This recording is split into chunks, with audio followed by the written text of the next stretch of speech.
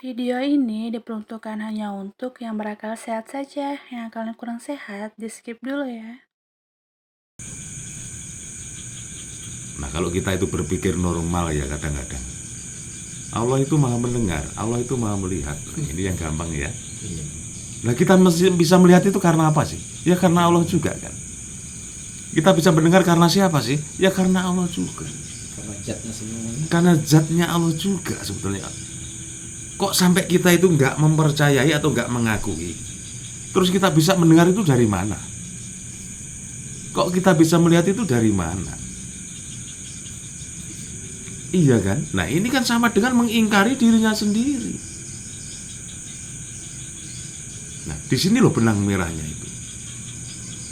Kita bisa melihat, bukankah kita memakai penglihatannya Allah juga? Yang menyatu di dalam penglihatan kita itu adanya Al-Basir coba.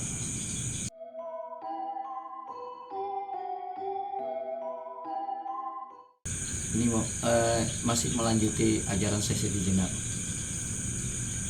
Rahasia kesadaran kesejahteraan kehidupan. Ya, ingsun ini kesejahteraan kehidupan. Engkau sejatinya Allah, yang ingsun sejatinya Allah. Ya, ini wujud yang berbentuk itu sejati itu. Nah, maknanya ini bagi saya itu agak repot mentafsirnya. Mohon penjelasannya.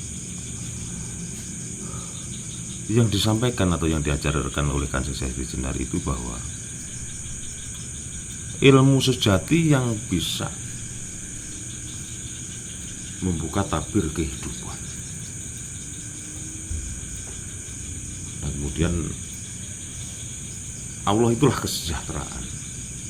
Nah, ini kan ada kaitannya dengan ajaran yang sudah lalu yang pernah kita kupas, bahwa ilmu sejati yang dipertahankan atau yang benar-benar diajarkan oleh Kanjeng Syekh Jenar ini bisa membuka tabir kehidupan manusia. Nah, di dalam diri manusia ini yang namanya kesejahteraan hidup atau kesejahteraan yang lain-lain, nah, yang termasuk kesejahteraan syarat hidup atau apa yang diperlukan untuk hidup, maka ini sebenarnya ada kaitannya dengan Allah.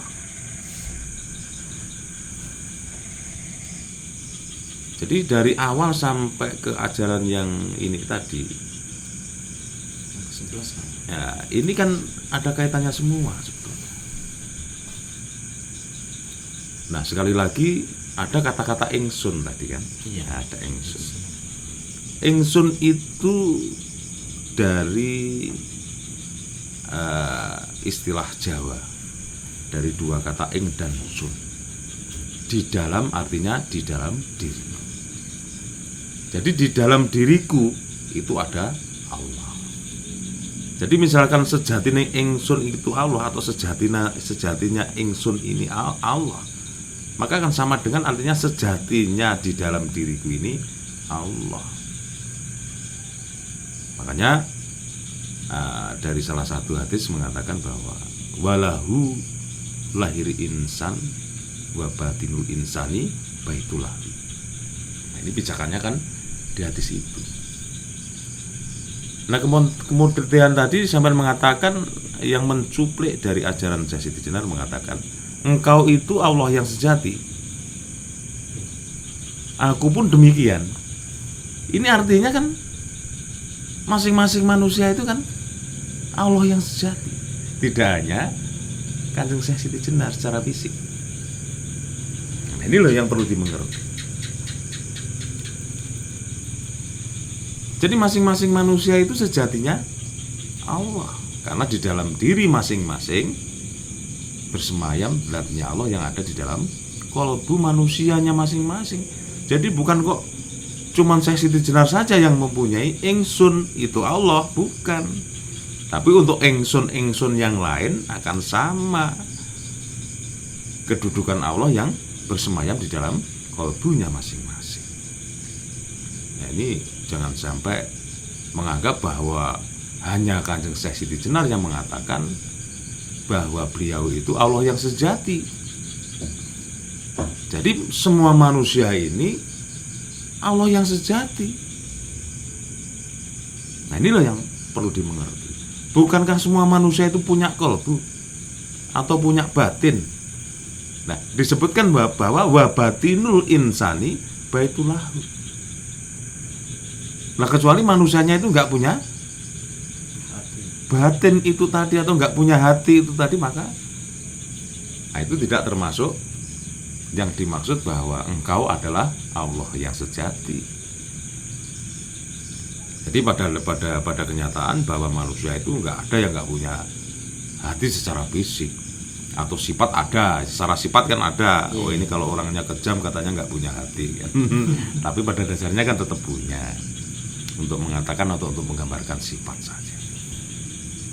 Jadi intinya bahwa yang diajarkan Syekh Siti Jenar itu ilmu sejati yang muaranya ke pengertian wahdatul wujud. Nah, itu yang bisa membuka tabir kehidupan manusia secara tuntas dan gamblang, tidak ada kesamar-samarannya.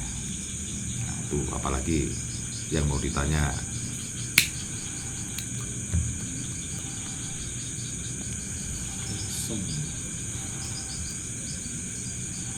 Terus ini Wak, sejatinya Allah itu sir atau rahasia. Iya. Itu Rasulullah lisan atau pengucap. Itu Allah, jasad Allah, badan putih tanpa darah. Sir Allah, rasa Allah, rahasia, rasa sejatinya Allah. Nah, kalau berbicara tentang sir atau rahasia itu kan sudah sering diucapkan oleh saudara-saudara kita juga yang suka melakukan zikiran. Sirullah, sifatullah, dzatullah itu kan. Nah, sir itu kan rahasia. Lah yang saya katakan tadi, yang mencuplik salah satu ajaran Syekh Siti Jenar bahwa sir itu dikatakan bahwa itulah Rasulullah. Rasul itu kan artinya kan utusan. Utusan. Nah, pada dasarnya semua manusia ini adalah utusan Allah untuk apa?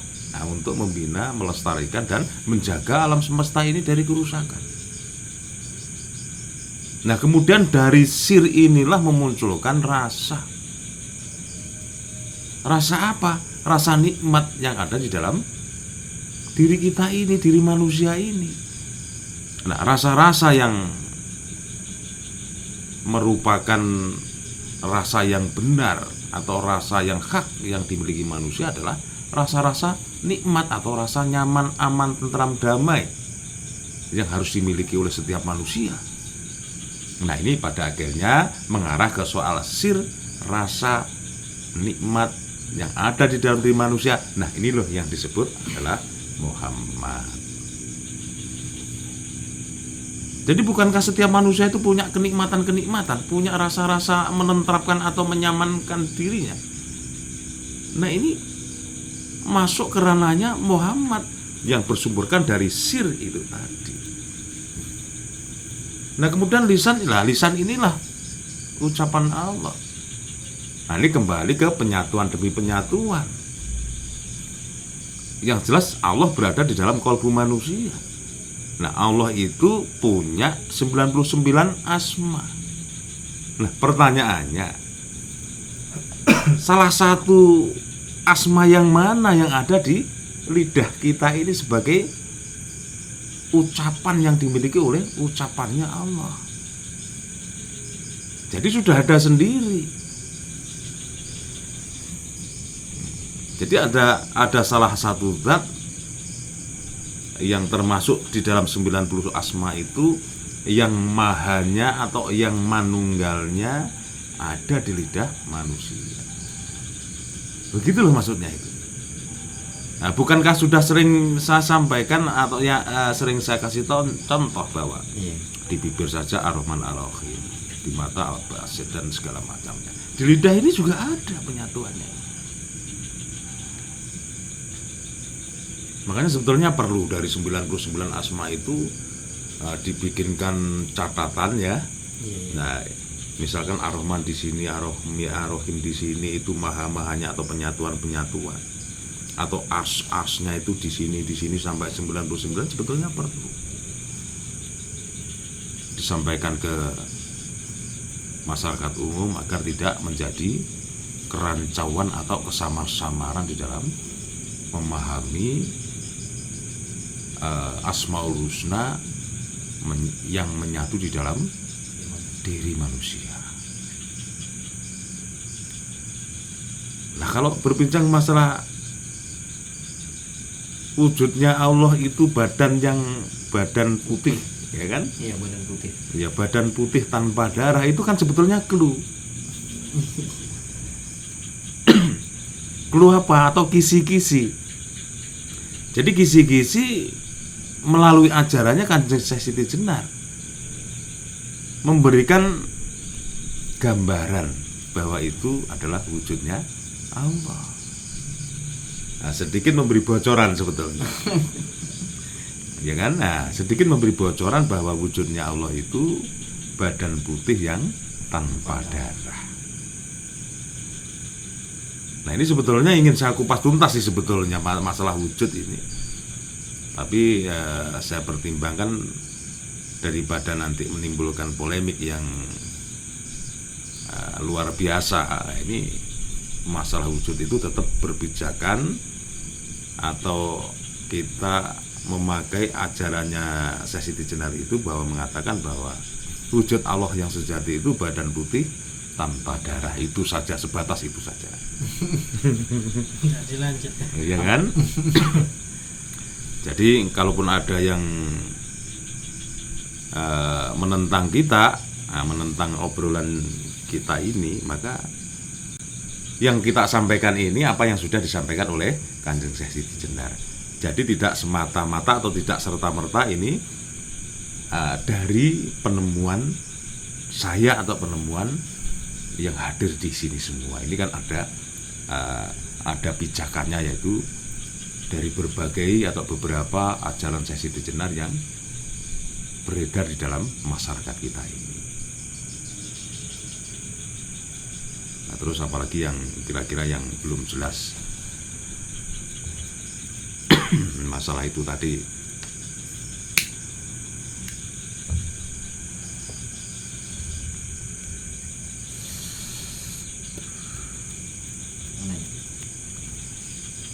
Bingung juga ini mau nanya apa ini.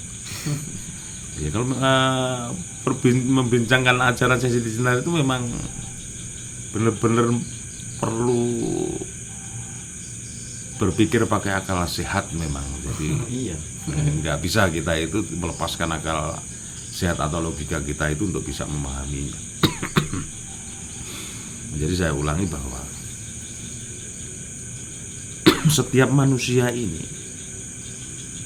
sebetulnya perwujudan Allah yang sejati. Tidak hanya Kanjeng Syekh Siti Jenar, semua manusia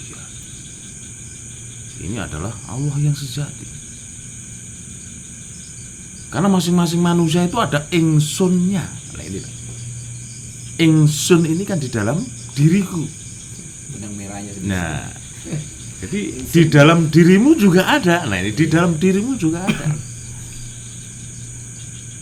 Nah, ini artinya bahwa setiap manusia itu adalah Allah yang sejati, tapi tetap di dalam koridor ingsun itu tadi, di dalam diriku, di dalam, untuk membahasakan diriku kan kalau sampean ini yang mengucapkan kan tetap di dalam diriku. Iya. Nah, begitu loh sebetulnya.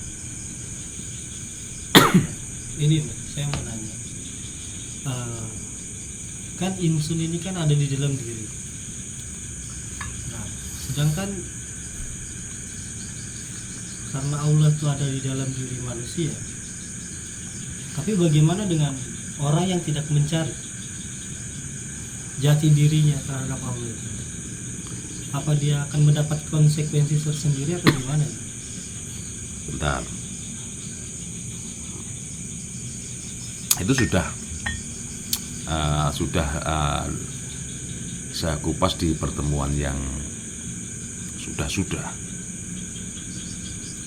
Mengakui atau tidak mengakui, manusia itu satu dengan yang lainnya itu dalam posisi yang sama. Artinya meskipun manusianya ini misalkan tidak mengakuinya, tetap ada.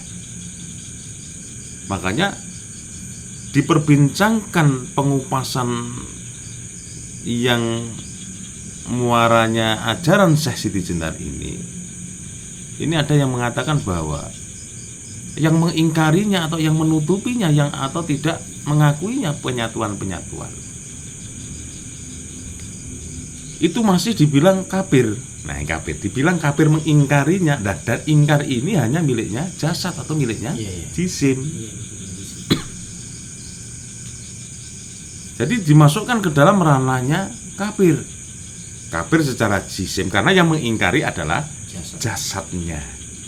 Tapi penyatuan itu tetap ada sebetulnya. Jadi baik yang mencari dan yang tidak mencari, baik yang mengakui dan yang tidak mengakui, itu penyatuan itu tetap ada. Ya misalkan orang-orang syariat mungkin menganggap bahwa ajaran Syekh Siti Jenar ini sesat atau keliru, maka mereka kan tidak mencarinya. Tapi meskipun tidak mencarinya, tetap saja ada penyatuan itu. Nah, oleh karena itulah ada pembahasan yang namanya tauhidul wujud. Ada pembahasan wahdatul wujud. Kalau wahdatul wujud kan ini masuk ke ranahnya wahdatul wujud. Nah, kalau tauhidul wujud ini semacam mencari rangkulan Tuhan. Jadi dia tidak perlu mengakui keberadaan penyatuan itu sebetulnya. Nah, muncullah tata cara atau hukum-hukum syara, hukum yang berdasarkan syariat Islam.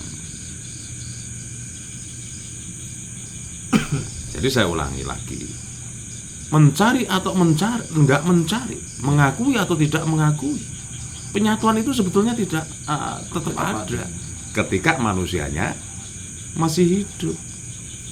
Makanya ditegaskan juga di ajaran-ajaran yang sudah kita bincangkan kan, bahwa kafir itu sifatnya jisim, sifatnya jasad. Lah, jasad itu kemudian menjadi bangkai. Nah, penyatuan sudah tidak ada. Karena jasad ini akan hancur lebur kembali ke asalnya masing-masing. Nah, kalau kita itu berpikir normal ya kadang-kadang, Allah itu maha mendengar, Allah itu maha melihat. Nah, ini yang gampang ya. Nah, kita mesti bisa melihat itu karena apa sih? Ya karena Allah juga kan. Kita bisa mendengar karena siapa sih? Ya karena Allah juga. Karena zatnya Allah juga sebetulnya. Kok sampai kita itu nggak mempercayai atau nggak mengakui? Terus kita bisa mendengar itu dari mana? Kok kita bisa melihat itu dari mana? Iya kan? Nah, ini kan sama dengan mengingkari dirinya sendiri. Nah, di sini loh benang merahnya itu. Kita bisa melihat, bukankah kita memakai penglihatannya Allah juga? Yang menyatu di dalam penglihatan kita itu adanya Al-Basir coba. Di dalam kalbu kita adanya Allah. Lah, kita bisa merasakan sesuatu, bisa menemukan hal-hal yang berguna atau ilmu-ilmu yang bermanfaat di dalam hidup kita, berasal dari kalbu kita. Loh, kok gak mengakui keberadaannya, ini bagaimana gitu loh. Nah, terus dari mana itu? Ya. Nah, di sini loh ditegaskan oleh Kanjeng Syekh Siti Jenar bahwa sebenarnya kafir itu hanya sifatnya jisim atau sifatnya jasad itu tadi. Ini ada lagi saya mau nanya ini. Karena insun ini juga berkaitan tentang di dalam diriku ini ada Allah. Nah, terus di sini kan kita juga ditegaskan untuk sholat kan? Iya. Sholat. Nah, bagaimana ketika kita sudah bisa dibilang atau ada orang yang mendekati sudah menyatu dirinya terhadap Allah, apakah kadang ada yang sholat, kadang ada yang nggak sholat, sampai ada yang dibilang sholat daim, betul bagaimana pendapatnya? Nah, ini ya gini, ini seingat Romo juga pernah membincangkan tentang sholat. Apakah yang sudah mengerti penyatuan demi penyatuan itu masih perlu sholat? Ya kan? Ini jawabannya adalah sangat perlu. Kalau masalah sholat daim ini dalam konteks atau di dalam perbincangan yang berbeda. Nah, sholat secara syariat ini kan sembahnya raga, ya kan, sembah rogo atau sholatnya jasad yang kita miliki. Ini jangan sampai salah mengerti. Nah, terus kita kalau sudah menyatu dengan Allah, kok kita menyembah Allah ini bagaimana? Apakah sama Allah menyembah Allah? Kan begitu kan? Ya. Itu sebetulnya tidak demikian. Nah, misal kita sudah mengakui penyatuan demi penyatuan ini, kemudian kita melakukan sholat, apakah kita menyembah Allah? Bisa iya, bisa tidak. Karena Allah sendiri itu adalah ciptaan. Allah kan ciptaan. Sentuhan ini kan kalau Allah yang sebenarnya, Allah Azza wa Jalla, ya kan? Nah, kalau tidak menyentuh hasil karyanya ini, maka kan tidak ada penyatuan-penyatuan. Nah, ketika melakukan sholat di dalam pikiran dan hati kita itu hanya menyembah kepada Allah misalkan, nah ini malah salah. Berarti kita menyembah sesama hasil ciptaan juga. Nah, ini agak bulat sedikit ini. Iya, harus benar-benar berpikir cerdas. Jadi ketika kita melakukan sholat di situ itu harus benar-benar paham siapa yang kita sembah itu. Ya. Karena ketika kita hanya menyembah kepada Allah, ini rentan kekeliruan. Artinya akan bisa bermakna kita menyembah sesama ciptaan. Bukankah Allah itu hanya sentuhan yang ada di dalam diri manusia? Di sisi lain, Allah ini wakilnya. Nah, ini kan Allah yang sebenarnya, Allah yang menciptakan bumi langit dan seisinya. Nah, maka ketika melakukan sholat, kita itu tidak menyembah diri kita sendiri. Allah yang ada di dalam diri kita sendiri itu tidak. Bukan yang menyembah penyatuannya. Bukan menyembah penyatuannya itu tidak, tapi menyembah kepada Allah yang sebenarnya, Allah Azza wa Jalla. Itu sebetulnya. Begitu sholat, yang kita sembah itu Allah yang sebenarnya. Nah, makanya di konteks ini, meskipun sudah mengenali Allah yang menyatu dalam dirinya, tetap wajib sholat. Nah, kalaupun Kanjeng Siti mengatakan sholat itu tidak perlu dilakukan, nah itu kan yang menimbulkan pro dan kontra. Itu sebenarnya Kanjeng Siti Jenar tidak bermaksud melarang sholat untuk dilakukan orang-orang syariat. Tidak bermaksud seperti itu. Hanya sebagai sindiran. Kalau sholatmu itu kamu belum mengerti melakukan sholat, lebih baik gak usah sholat sekalian. Bukan bermakna melarang sholat semua umat, bukan begitu. Yang maksudnya kayak tadi itu, Mas. Nah, jika belum tahu sholat, maka belajarlah sholat dulu yang betul. Wong ada sholat itu ada sembahnya raga, sembahnya ruh, sembahnya sukma, sembahnya nyawa. Banyak sekali penjelasan atau kisi-kisi tentang sholat. Nah, yang dilarang sholat oleh Kanjeng Siti Jenar itu orang-orang yang belum mengerti tentang sholatnya sendiri.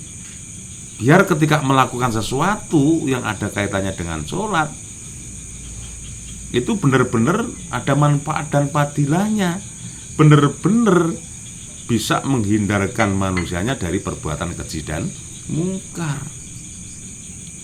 Nah, ayo kalau kita mengikuti berita-berita yang ada di sekitar kita dan di Indonesia ini,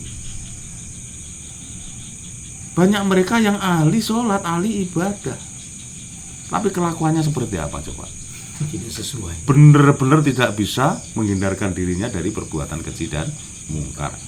Nah, terus yang salahnya di mana? Padahal sudah dikatakan bahwa sholat adalah tiang agama dan bisa menghindarkan manusianya dari perbuatan keji dan mungkar.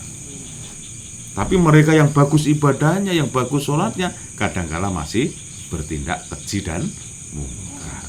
Nah, inilah yang dimaksudkan dengan Siti Jenar itu. Jangan sampai melakukan sholat itu tidak ngerti sholatnya, tidak paham sholatnya. Maka yang masih belum bisa, belum paham dan belum mengerti tentang sholatnya yang dihadirkan untuk Tuhannya, maka nggak usah dilakukan terlebih dahulu. Belajar dulu tentang sholat yang benar. Nah, jadi saya ulangi biar bisa paham. Nah, ketika sholat, apakah yang sudah mengakui penyatuan ini perlu sholat? Ya sangat perlu, bahkan tetap wajib, karena itu sembahnya raga. Nah, ketika kita menyembah sebetulnya bukan untuk Allah. Allah ini hanya penyatuan yang ada di dalam diri kita. Tapi Allah Azza wa Jalla, Allah yang sebenarnya, Allah yang menciptakan bumi langit dan seisinya ini termasuk kita. Jadi jangan sampai salah niat atau salah tafsir. Berarti yang disembah Allah yang di luar diri manusia. Nah, Allah yang sebenarnya. Nah, itu maksudnya. Nah, ini dengan sedikit bahasa yang mungkin membingungkan, mudah-mudahan bisa dipahami. Nah, khususnya yang hadir di sini dan bisa dipahami juga untuk yang ikut menyimak obrolan kita ini.